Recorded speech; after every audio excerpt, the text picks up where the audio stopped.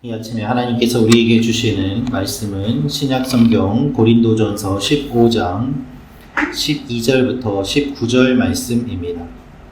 오늘은 바울이 부활에 대한 이야기를 하고 있습니다. 부활이 확실함을 이야기하면서 예수님의 부활에 대한 이야기를 다시 한번 고린도 교회를 향하여 선포하고 설명하고 있는 것이 오늘 말씀의 내용입니다.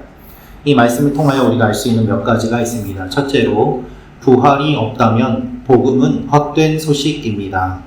부활이 없다면 복음은 헛된 소식입니다.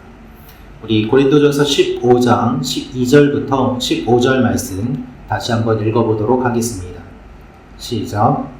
그리스도께서 죽은 자 가운데서 다시 살아나셨다 전파되었거늘 너희 중에서 어떤 사람들은 어찌하여 죽은 자 가운데서 부활이 없다 하느냐. 만일 죽은 자의 부활이 없으면 그리스도도 다시 살아나지 못하셨으리라.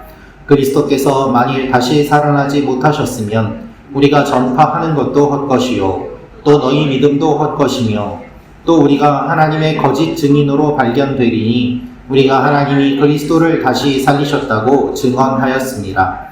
만일 죽은 자가 다시 살아나는 일이 없으면 하나님이 그리스도를 다시 살리지 아니하셨으리라. 아멘.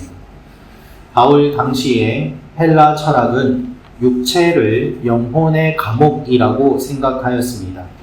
육신은 부정하고 영혼은 신령하다고 생각하는 사람들도 많이 있었습니다. 따라서 그들이 생각하기에 죽음은 영혼이 육신으로부터 해방되는 것이었습니다. 이렇게 해방된 영혼이 다시 육신으로 들어온다는 것은 사람들은 당시에 생각하기 어려운 일이었고 받아들이지 못하는 개념이었습니다. 이러한 사상의 영향을 받은 고린도 교회 성도들이 바로 예수님이 부활하지 않았다라고 생각하였던 것입니다. 예수님의 부활은 없다. 예수님이 부활할 리가 없다. 어떻게 자유롭게 된 그 영혼이 다시 육체로 돌아오는가? 그들은 교회를 다니고 예수님을 믿는다고 하면서도 주님의 부활을 부인하는 사람들이었던 것입니다. 이것을 받아들이지 못하는 고린도 교회를 향하여서 바울은 부활이 없는 믿음이 얼마나 헛된 것인지를 다시 한번 강조합니다. 우리의 믿음에서 부활은 가장 중요한 핵심입니다. 고린도 교회 내에 죽은 자는 부활하지 않는다라는 거짓 가르침에 맞서서 바울이 예수님이 부활하셨기 때문에 우리도 부활하게 되고 하나님이 부활이 없다면 예수님을 살릴 필요가 없지 않겠느냐라면서 설명하고 있는 것입니다. 부활은 실제입니다. 그리고 부활을 본 사람들이 많음도 이야기하고 있습니다. 여러분, 우리가 부활을 어떻게 생각하는지 그것은 사실은 큰 문제가 되지 않습니다. 우리의 생각과 관계없이 주님의 부활은 사실이기 때문입니다. 그렇기 때문에 내가 어떻게 생각하느냐는 별로 중요하지 않고 실제로 부활하신 이 주님의 부활을 내가 받아들이느냐 받아들이지 않느냐, 이 문제 앞에서 우리는 진지하게 답을 해야 하는 것입니다. 우리는 예수님의 부활을 믿는 사람들이요 주님의 부활이 사실임을 아는 사람들입니다. 복음 전파의 핵심은 부활입니다. 우리가 이 아침에 이 자리에 나와서 기도할 수 있는 이유는 무엇입니까? 부활하신 주님이 지금도 우리를 다스리고 계시기 때문에 그 주님 앞에 우리가 나아가는 것 아니겠습니까? 여전히 이 소식을 듣지 못하고 믿지 못하는 많은 사람들에게 주님의 부활이 사실임을 선포하며 나아가는 여러분과 제가 되기를 원합니다. 두 번째로 알 수 있는 것은 부활이 없다면 우리의 죄 문제가 해결되지 않습니다. 부활이 없다면 우리의 죄 문제가 해결되지 않습니다. 우리 고린도전서 15장 16절 17절 말씀 같이 읽겠습니다. 시작. 만일 죽은 자가 다시 살아나는 일이 없으면 그리스도도 다시 살아나신 일이 없었을 터이요 그리스도께서 다시 살아나신 일이 없으면 너희의 믿음도 헛되고 너희가 여전히 죄 가운데 있을 것이요. 아멘. 부활이 없다면 예수님도 다시 살아날 일이 없을 것이고 예수님이 살아나는 일이 없다면 우리의 죄 문제가 해결되지 않을 것이다 라고 이야기하고 있습니다. 여러분, 부활이 없다면 예수님의 십자가 죽음은 단지 한 사람의 죽음에 불과합니다. 그러나 예수님께서 부활하셨기 때문에 주님의 그 부활로 말미암아 우리의 모든 죄가 용서받게 됩니다. 부활이 없으면 죄에 대한 완전한 승리가 아닙니다. 우리 죄의 문제는 주님의 부활로 인하여 완전히 해결되었고 죄를 이기셨고 죄의 문제를 해결하셨습니다. 초대교회 성도들은 이 부활 신앙을 믿었기 때문에 극심한 박해를 받았습니다. 그들이 순교하면서도 믿음을 포기하지 않았던 이유는 부활하신 주님을 만났기 때문이고 부활하신 주님을 믿었기 때문입니다. 이 믿음을 포기하기만 하면 매우 편하게 살아갈 수 있습니다. 그러나 그렇지 않고 이들은 끝까지 예수님이 부활하셨음을 믿고 그 길을 걸어갔습니다. 주님을 따랐습니다. 그렇기 때문에 그들은 주님의 사람이 되고 주님의 복음을 전파할 수 있었던 것입니다. 예수님께서 부활하셨다는 사실은 우리도 예수님의 뒤를 이어 부활할 수 있음을 보여줍니다.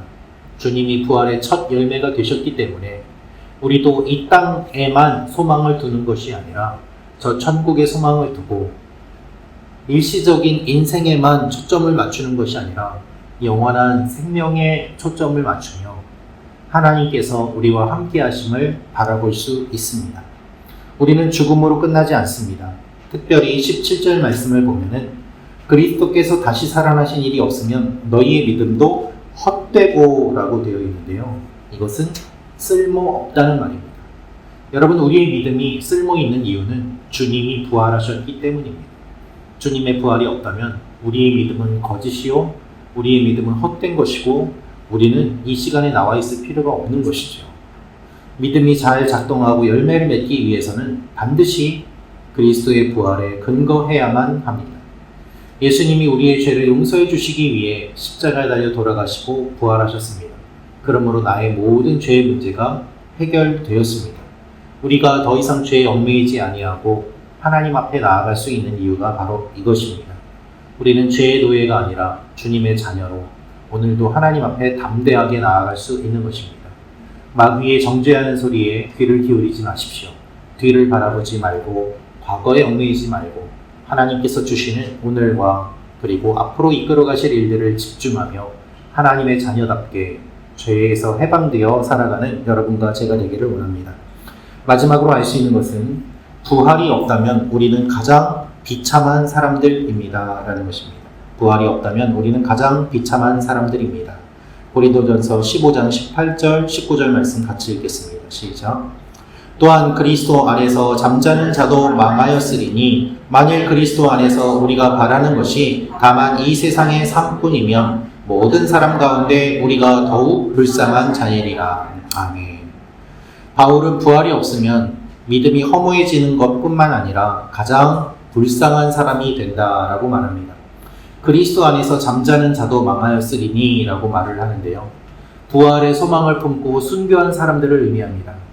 이들이 주님의 부활을 바라보며 자신들도 부활할 것을 꿈꾸고 기대하며 끝까지 그 길을 걸어가다가 순교하였는데 부활이 없다면 이들은 어떻게 비참해지는가를 말하고 있는 것이죠. 여러분, 우리는 소망이 없을 때 가장 비참해집니다.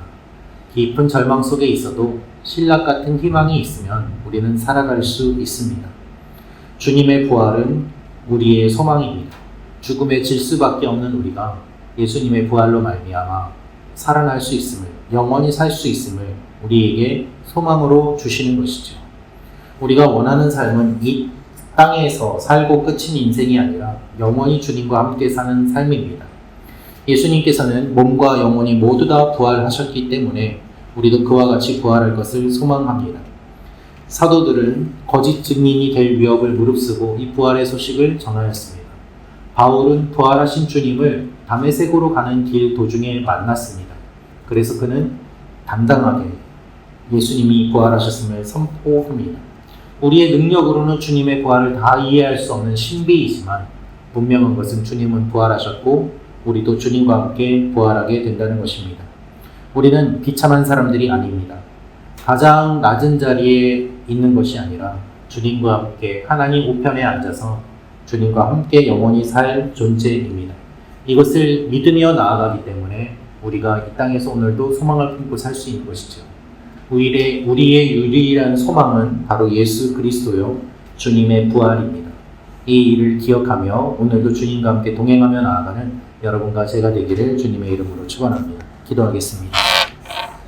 우리 이 시간에 같이 기도하기를 원하는데요. 우리가 기도할 때 하나님, 이 아침에 우리가 기도합니다. 예배를 위해서, 또 하나님께서 우리와 함께 하심을 기억하며 새롭게 세워지는 청년부를 위해서, 우리가 몸이 아픈 지체들을 위해서 여러 기도 제목들을 가지고 또 이 아침에 함께 기도하시면 좋겠습니다. 제가 먼저 기도하겠습니다. 구독과 좋아요는 사랑입니다.